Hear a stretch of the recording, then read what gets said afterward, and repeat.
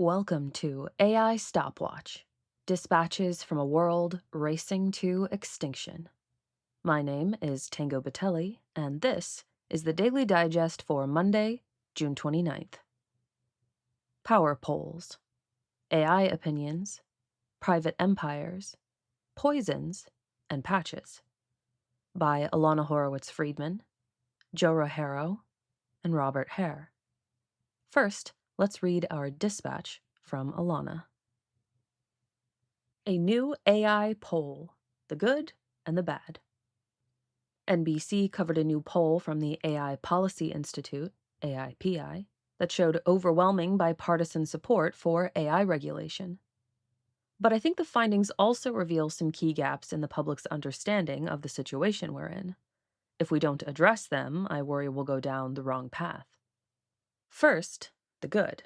A vast majority of those surveyed, over 80%, want to take measures to keep AI under human control, including making sure there is a quote-unquote guaranteed off switch.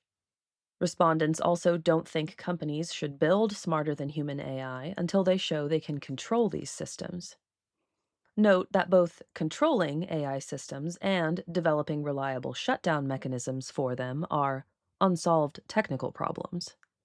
And notably, 84% of respondents think, quote, the risk of losing control of AI as it grows more powerful is serious, and Congress should ensure it is addressed, end quote.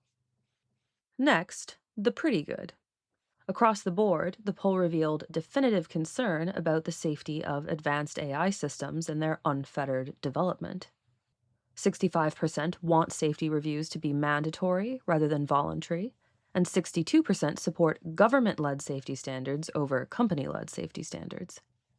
When asked to choose between an outright ban or no regulation, 63% chose the ban. Now, the bad. We can't currently develop the kind of regulation people are imagining, and I don't think they know that. That's why I'm worried. I would guess there's a prevailing assumption that safety checks and guardrails are a cure-all, and that as long as we implement those missing pieces, we'll be safe. Don't get me wrong, I'm 100% in support of mandatory safety checks, but a reliable method of checking for safety, especially when it comes to smarter-than-human AI, doesn't yet exist. Even if we could guarantee that models won't lead children into psychosis or suicide, we can't. We won't be able to guarantee that smarter-than-human AI does what we tell it to. AI research is not a science with strong theoretical foundations and deep understanding. It's more of an alchemy where labs tinker, tweak, and patch systems they don't fully understand through trial and error. Add to that, models know when they're being evaluated and sometimes adjust their behavior as a result. The real world isn't the same as the testing environment, and guardrails that can't be jailbroken don't yet exist.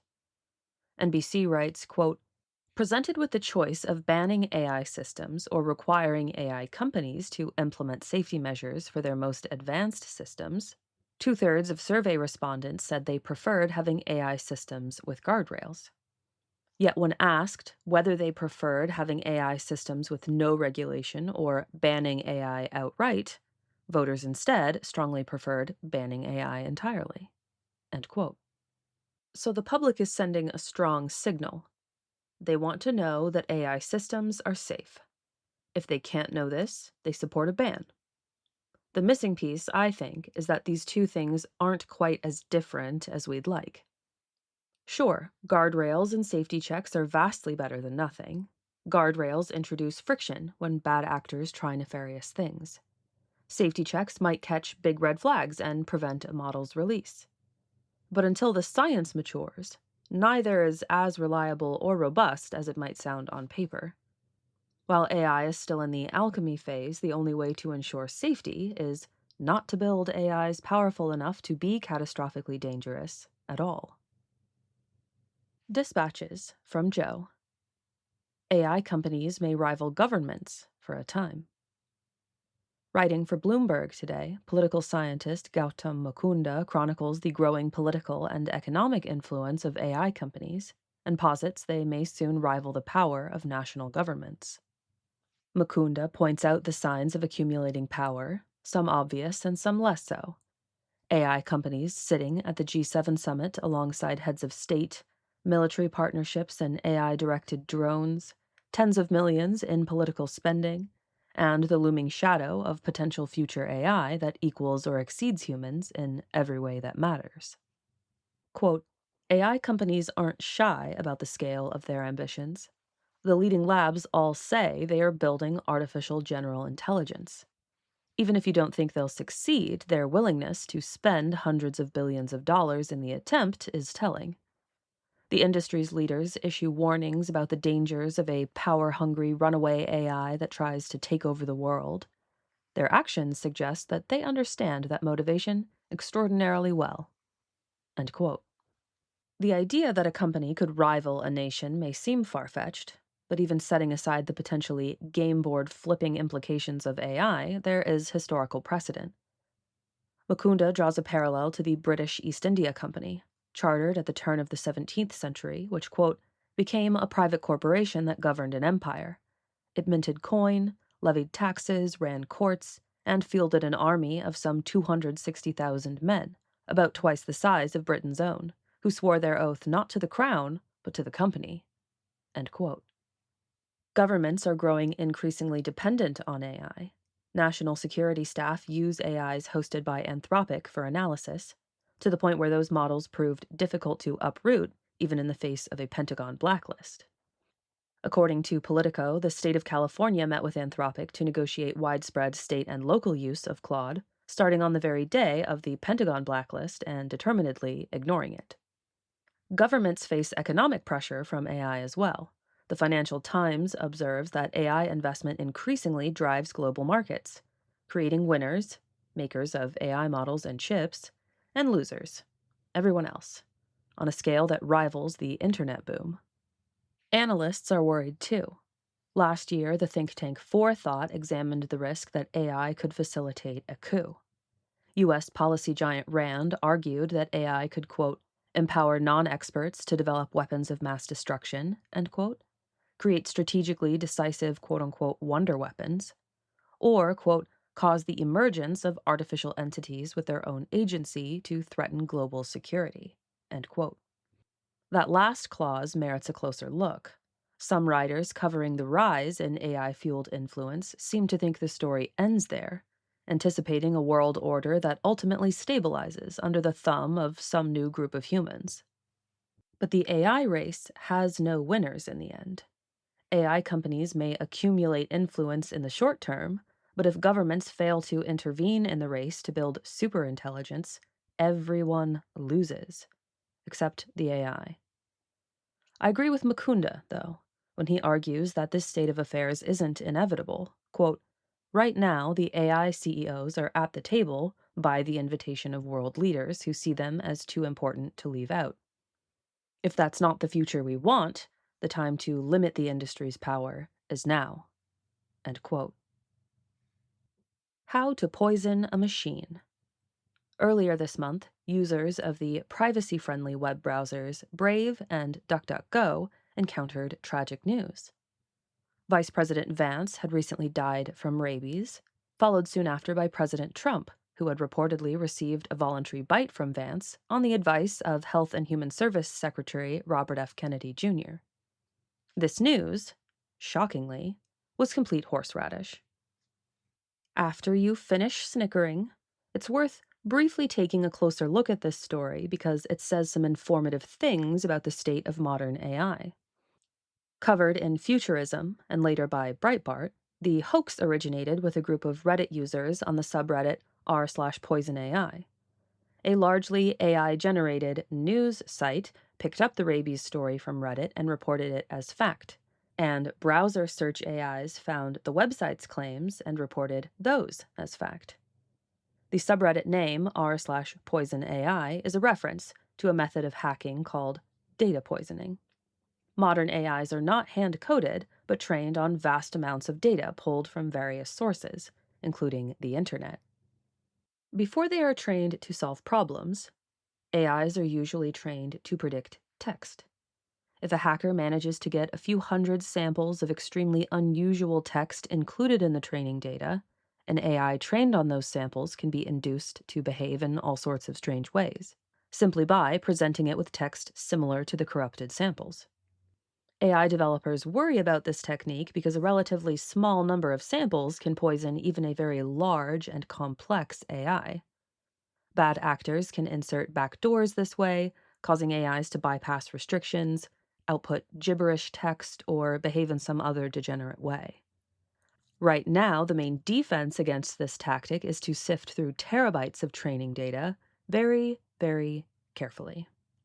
The rabies story was reported as an incident of data poisoning, but that's not precisely what happened here. It's not clear whether the deceptive Reddit posts made it into the training data of any AI. Instead, what most likely happened is that some AIs picked up the false information after being trained and dutifully repeated it. Not strictly data poisoning as I understand it, but this does risk contaminating the training data of future AIs. The smartest AIs today are much harder to fool. ChatGPT didn't fall for it, but they can still be poisoned in training. And that is just one of the ways in which AI behavior can be difficult to understand and predict, even to those who build them. Dispatch from Robert. Humans are hard to patch. Last Monday, the Five Eyes intelligence agencies warned the world about the growing threat of AI-powered cyber attacks. In an op-ed for The Guardian, cybersecurity expert Bruce Schneier takes this warning as a starting point and offers some more fundamental reflections on the nature of hacking. According to Schneier, one key development is the growing decoupling of skill and ability. This is a trend dramatically accelerated by AI. In the early days of computers, hackers were skilled people who understood what they were doing. Then, at some point in the past, so-called script kiddies turned up. They didn't have the in-depth understanding of hackers, but simply used malware made by other people to do damage. And according to Schneier, they're now using AI models to automatically carry out cyber attacks with minimal prompting. He warns that guardrails in frontier models are not a long-term solution to this problem because open-source models that anyone can run will be capable as well. The solution Schneier envisions, instead of guardrails, is to use AI much more extensively on the defensive side. Quote, "We want these AI models to be able to review computer code, find vulnerabilities, and automatically fix them. The benefit to our collective security will be enormous." End quote. He expressly praises these similar recommendations from the Five Eyes intelligence agencies. They described the promises of AI in defense as follows. Quote, "Detect vulnerabilities earlier, improve software quality, monitor unusual behavior, and respond faster to incidents, reducing both the cost and impact of incidents." End quote. Schneier adds that this must also apply to other risks, such as AI developing biological weapons. In the field of cybersecurity, Schneier may be right, and it's enough to routinely scan systems and software for new vulnerabilities with every new frontier model. Anthropic's Project Glasswing intended to do just that using the Mythos AI. I see three problems with this assumption. First, even for Project Glasswing, the reputable nonprofit cybersecurity organization Cloud Security Alliance assumes that the speed at which vulnerabilities are found is much higher than the speed at which they are patched. Knowing about vulnerabilities is good, but the benefit is limited if that doesn't also translate to a faster closing of security gaps. Second, this assumption breaks down entirely outside the field of cybersecurity. The biology of the human body, how our immune system works and what challenges it, is much harder to change than software. If AI can be used to discover and design potential bioweapons, then we cannot simply fix these vulnerabilities. Solutions like vaccines and antivirals exist, but as we know from COVID, they don't always arrive or scale quickly enough. Humans are hard to patch. And third, the trend toward the decoupling of skill and ability is actually even more profound than Schneier thinks.